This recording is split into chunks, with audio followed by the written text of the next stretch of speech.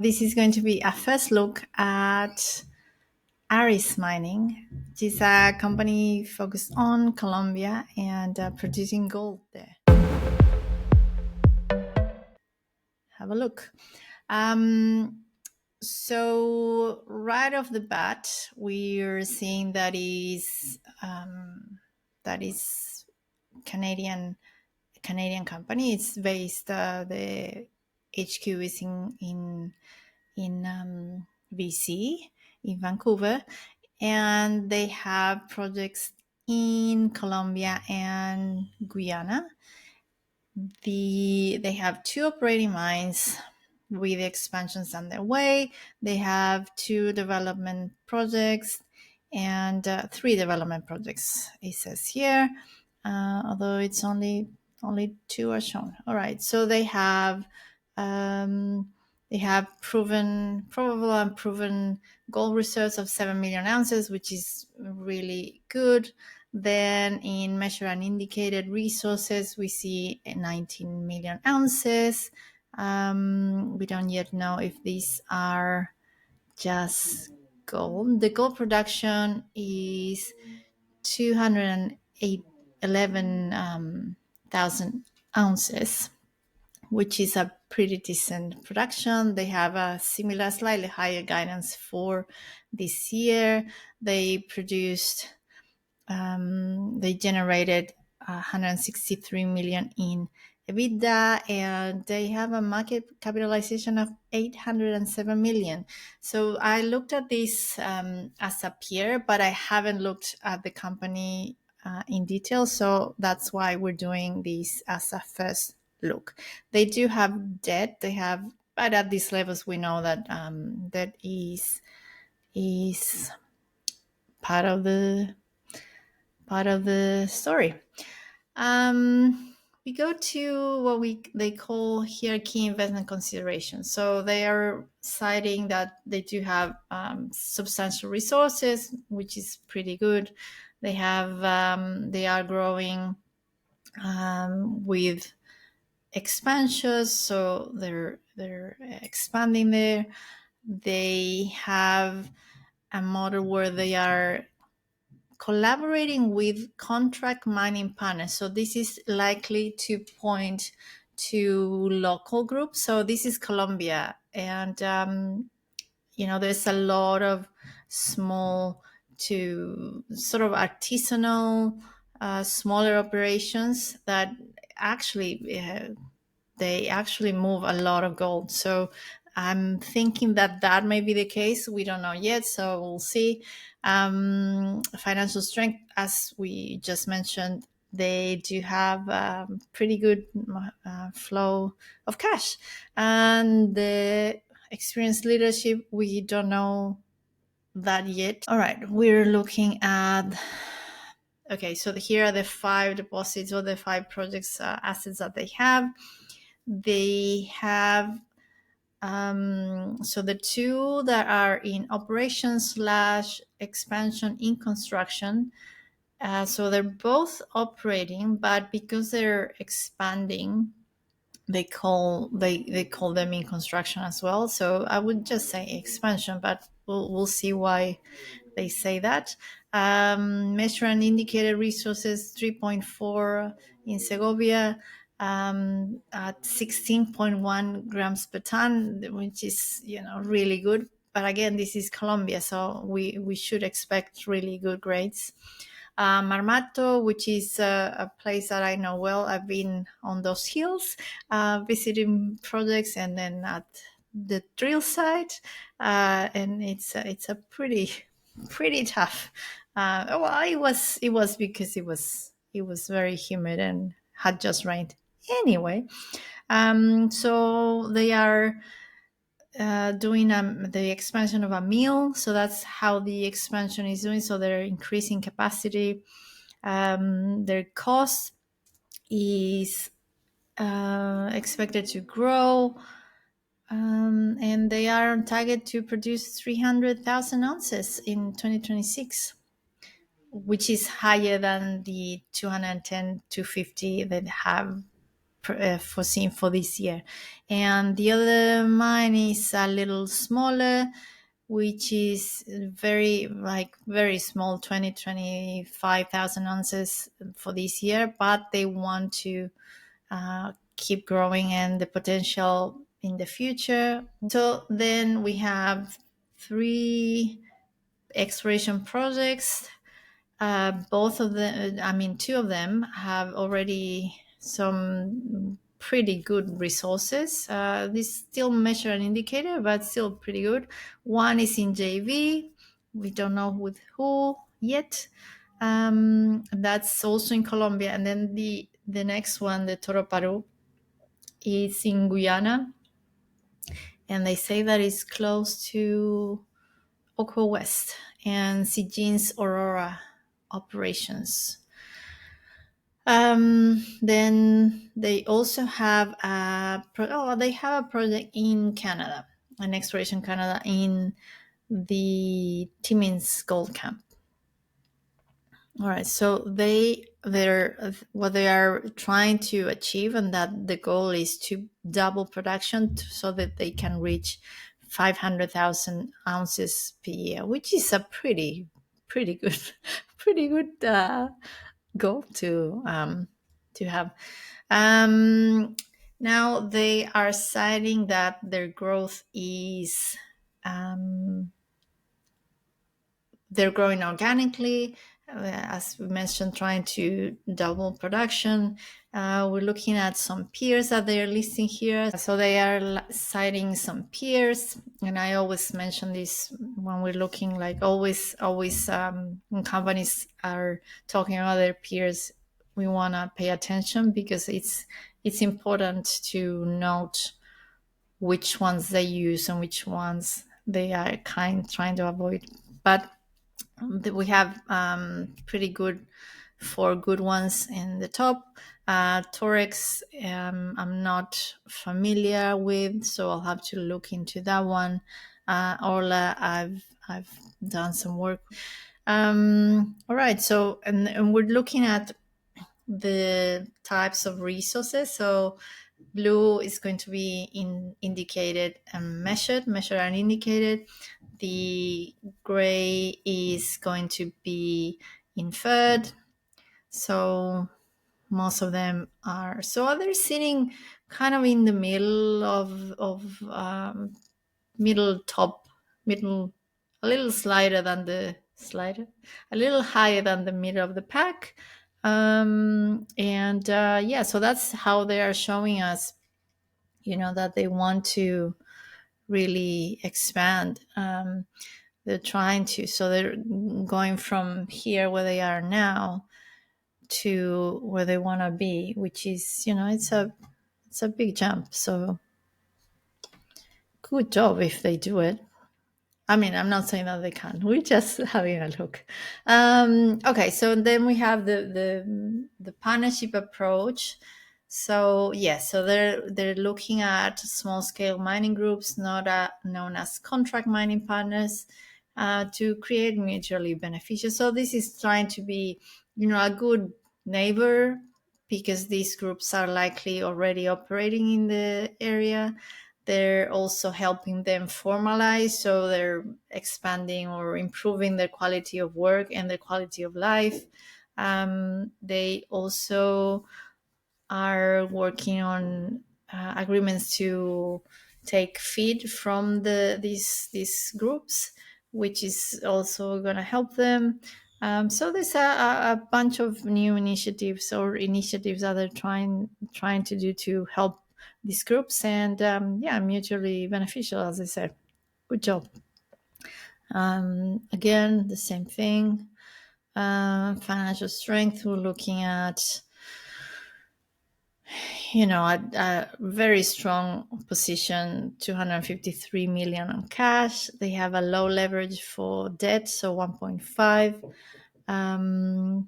They have mostly long-term debt, which is ideal. Limited secure debt, amortizing final maturity. Okay. Yeah. They have Um, they have some cash flow generation. The key shareholders. We have Mabadala, which is a Middle Eastern group. Van Eck, Cap, Copernic. I've seen Copernic. I think I was in a panel with someone from Copernic. I'll have to look up their name. I can't remember now. Invesco, Rafa, and the CEO. So that's the top 10 shareholders are accounting for 44%. So it's very concentrated. That may explain why they are trading at the lower end of the group of peers, which it's another chart that I'll have to include. We look at the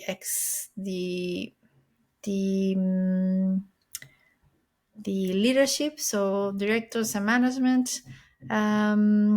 I am trying to see if I know anyone, but I don't think I do. No, I do. It's an interesting point here that they have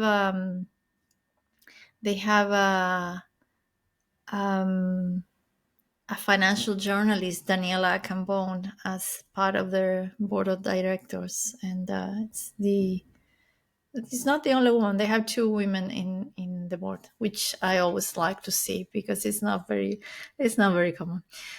In management, they have I don't know any of them, but they do have some good. They worked in some very good places. Some of the comps, so that's also positive. Evolution, they're trying to do a buy and build strategy complemented by strategic capital markets activity. Okay, so if we look at they have a timeline of where they are sort of starting the story here, and they acquired control of the Caldas Gold and renamed as Aris Gold in 2021. So it's not a long story. It hasn't been around for that long. It looks like. Then and then they in April in 2022 they acquired one of the projects from Mabadala, so that's likely from where that shareholder presence comes from. Then later that year, GCM merged with Aris Gold, which was the one holding Caldas, and it became Aris Mining. Then in 2023, they focused on Marmato, where they started construction. They listed on the NYSE, and that's interesting. Then they, by the end of the year, worked on Segovia expansion, commence expansion, increase resources. Okay, so 2024, then they continued increase the presence in the Soto Norte project, more shares for Mubadala. They did a refinancing for some debt that they had. They continue and for this year and next, they have what we've already talked about, the mill expansion at Segovia, and what they call the lower mine at Marmato, so that they can get to this target of 500,000 ounces. And so they're very, very nice, tidy story. Asset overview. Okay, Segovia operations. Well, here's their lead mine. The grade is 10.8 grams per ton in the reserves and 16.1 grams per ton in the measured and indicated resources. So, yeah, we're talking about substantial grades. The It's in Antioquia, which is a very strong gold region in Colombia. There's community support, which is again helped by that strategy that they are having that I mentioned before. They are actually having hydropower as the main power source, so that's quite nice, quite interesting. Um, and they have a comparison here between different mines, and one of this, well, Bruce Jack is there. We used to hold Bruce Jack before it was sold to Newmont. It was a great outcome. Um, and they have some mines from Agnico, from others from Newmont, Alamos, and they are placed quite high in the in grade, because yeah, it's and we're talking the reserve grade, not the resources, which would make it go to the top. Pretty good, very good asset. Okay. Cash flow engine, it's expanding their cash flow. Obviously, we're seeing the gold price has helped most gold producers, if not all. I'm sure there's a few that are not doing what they should do. Cash flow generation quarter over quarter, so it's all growing, increasing gold production, so they're growing in that as well. And going back to their growth, their organic growth, it's all about increasing the capacity of the mine. So they're moving equipment to be installed and put in operation. And then they have the second project, which is the Marmato Lower Mine, which is the underground. Um, So it's a new underground mine access to that is going to allow them to reach wider porphyry mineralization with a new dedicated 5,000 tons per day processing facility. The upper and the lower mine combined have the potential to produce more than 200,000 ounces of gold annually. And the reserves are 3.2 million ounces at 3.2 grams per ton. So not as high as the other project, but still quite nice. We're having a look at the facilities here, at the process facility, accommodation camp. Here's the decline, which is going underway 200 meters. Was completed just recently, February 2025. Here's another nice view. Process plant foundation earthworks is ahead of schedule. They are currently started engineering to expand the CIP, the carbon in pulp processing facility, that is currently in construction. And due to that, they have decided to expand the facility from 4 to 5,000 tons per day, while also expanding their CMP business model. So the business model will with these groups. With the completion of these expansions, 200. Okay, yeah, that's where the figure comes from. Growth projects, enhance Mamado expansion. So he's a sort of a flow chart, but in a map with the different equipment that is going to be installed.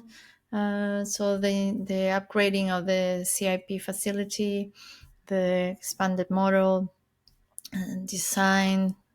All right. The ramp up is expected by H2 2026. Cost. So the capex for this expansion, total upfront construction 365 million. So it's it's not a small figure. They have already invested 75 million of that, so they still have to come up with 290. They have a stream. Okay, so they have a stream funding, which is something that so they are. We haven't. This is a first look, so I haven't looked at them to know what that is. But I'm presuming that they have some a stream with some sort of arrangement that is going to give them 82 million. So the net construction cost for that expansion is 208 million.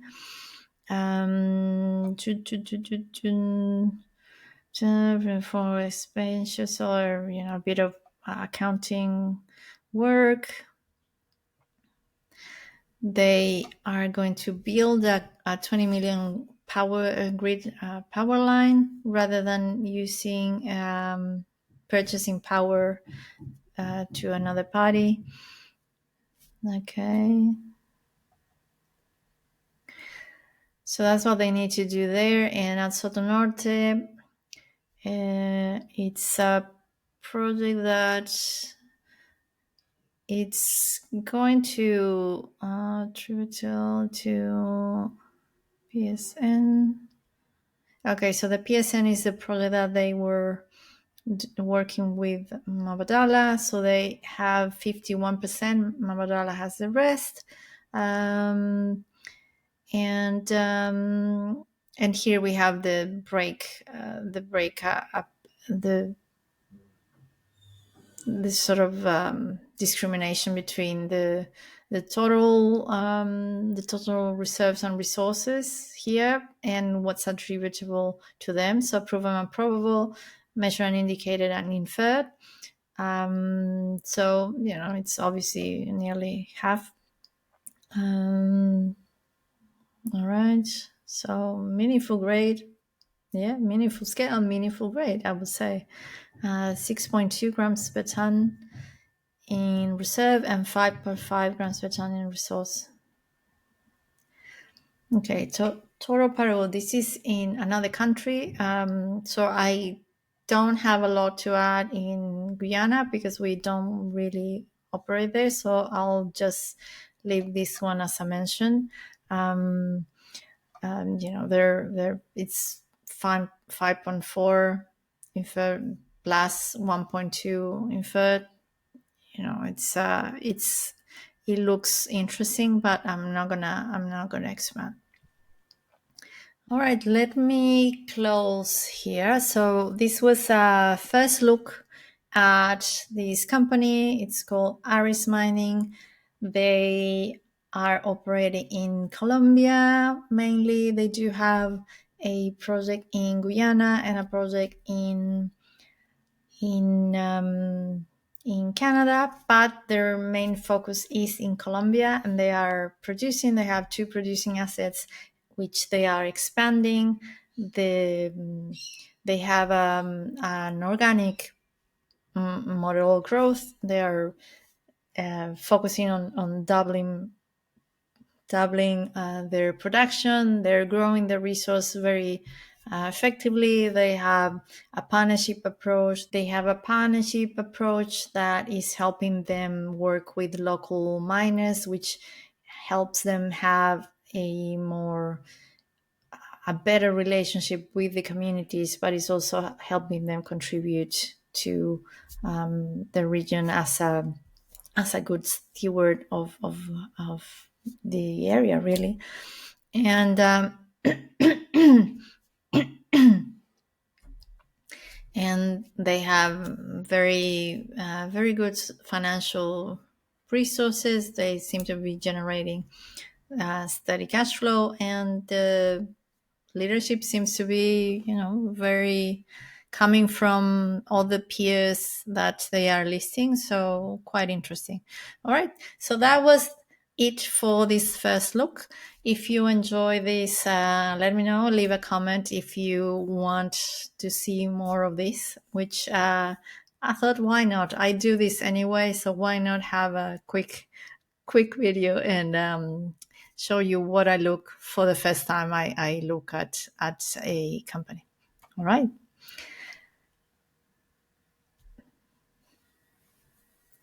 And that's it for today. If you enjoy this, let me know. Leave a comment. And yeah, let me know which other company do you want me to do a first look.